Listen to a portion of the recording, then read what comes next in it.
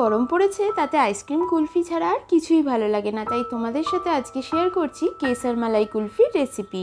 Hi everyone, আমি সুস্মিতা। আমার চ্যানেলে তোমাদের সবাইকে অনেক অনেক স্বাগত জানাই। কুলফি বানানো কিন্তু খুবই সহজ, আর ঘরের কয়েকটা উপকরণ থাকলেই কিন্তু তোমরাও এইরকম কুলফি বাড়িতেই বানিয়ে ফেলতে পারবে। তো চলো ঝটপট স্টার্ট করা যাক আজকের এই রেসিপিটা। কুলফির টেস্টটা কিন্তু ড্রাই ফ্রুটসেই আসে, তাই আমি এখানে কিছুটা করে আমন্ড, কাজু বাদাম আর পেস্তা নিয়েছি।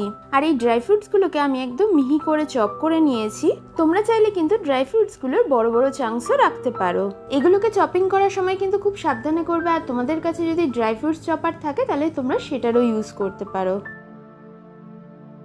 এইভাবেই কিন্তু একে একে আমি কাজু বাদাম, আমন্ড আর পেস্তাটাকে চপ করে নিয়েছি। তো এবার এগুলোকে আমি সাইডে সরিয়ে রাখছি।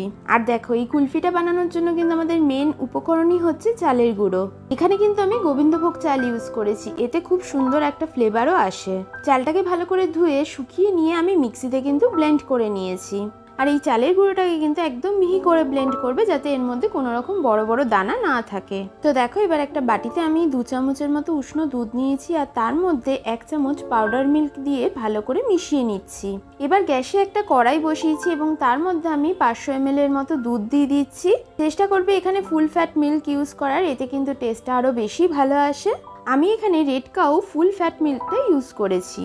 দুধটা যখন হালকা একটু গরম হয়ে আসবে তখন আমি ওর মধ্যে দিয়ে দিচ্ছি কেশর। এখানে আমি 1 চামচের মতো কেশর দিয়েছি, এতে কিন্তু কুলফির মধ্যে খুব সুন্দর একটা হালকা ইয়েলো কালার আসে। এবার এই দুধটাকে কিন্তু একদম লো ফ্লেমে কিছুক্ষণ ধরে নাড়াতে থাকবো। তো দেখো, দুধের কালারটা কিন্তু আস্তে আস্তে চেঞ্জ হচ্ছে।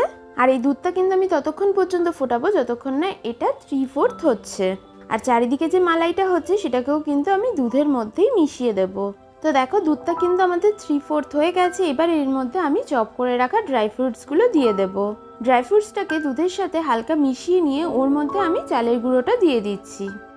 এবার এটাকে দুধের সাথে ভালো করে মিশিয়ে নিয়ে একদম লো ফ্লেমে 7 থেকে 8 মিনিটের জন্য রেখে দেবো। আর অবশ্যই কিন্তু মাঝে মাঝে একবার নাড়িয়ে দেবো যাতে তলায় লেগে না যায়। তো দেখো, 7-8 মিনিট পরে আমি এর মধ্যে কিছুটা এলাচ গুঁড়ো দিয়ে দিচ্ছি। এখানে কিন্তু আমি 3টের মতো এলাচকে ভালো করে গুঁড়ো করে ওর মধ্যে দিয়ে দিয়েছি। আবারও এটাকে একবার ভালো করে মিশিয়ে নেব। তারপর এর মধ্যে দিয়ে দেবো মিল্ক পাউডার দিয়ে গুলে রাখা দুধটা, আর তার সাথে চিনি। আমি কিন্তু এখানে 5 to 6 টেবিল চামচের মতো চিনি দিয়েছি। তোমরা কিন্তু এখানে তোমাদের মিষ্টির পরিমাণ অনুযায়ী চিনিটা দিয়ে নেবে। ব্যাস, এবার এই চিনিটাকে কিন্তু ভালো করে মিশিয়ে নেব যাতে চিনিটা প্রপার গলে যায়। তো দেখো, এইভাবেই কিন্তু আমাদের কুলফির মিক্সচারটা একদম পারফেক্ট তৈরি হয়ে গেছে। এটাকে কিন্তু আর বেশিক্ষণ আমি গ্যাসের মধ্যে রাখবো না, আর তারপর ঠান্ডা হওয়ার জন্য এটাকে কিছুক্ষণ রেখে দেবো। তো দেখো, এটা ঠান্ডা হওয়ার পরে আমি আইসক্রিম মোল্ডে কুলফির মিক্সচারটা ঢেলে নিচ্ছি। এইভাবেই কিন্তু আমি প্রত্যেকটা আইসক্রিম মোল্ডকে ভালো করে ফিল করে নেব।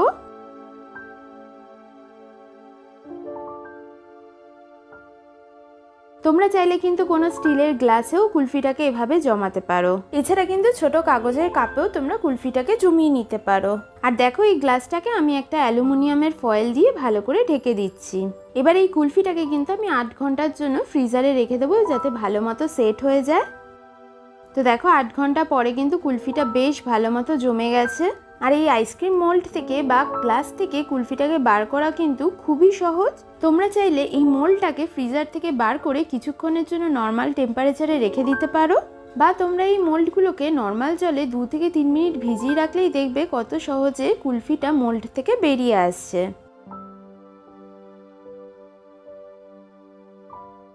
আর দেখো, গ্লাসে যে কুলফিটা আমি জমিয়েছি সেটাকেও কিন্তু খুব ইজিভাবেই আমি বার করে নিয়েছি। আর এই গ্লাসের কুলফিটাকে কিন্তু তোমরা এরকম স্লাইস করে কেটে নিয়ে সার্ভ করতে পারো। আর এর ওপর কিন্তু আমি বেশ কিছুটা পেস্তাও ছড়িয়ে দিলাম। এতটাই সহজে কিন্তু তোমরাও বাড়িতে বানিয়ে ফেলতে পারো কেসার মালাই কুলফি। অবশ্যই কিন্তু কমেন্টে জানাতে ভুলো না তোমাদের কেমন লাগলো আজকের এই রেসিপিটা। তো চলো, আবার দেখা হচ্ছে আরও নতুন নতুন অন্যরকম রেসিপির সাথে।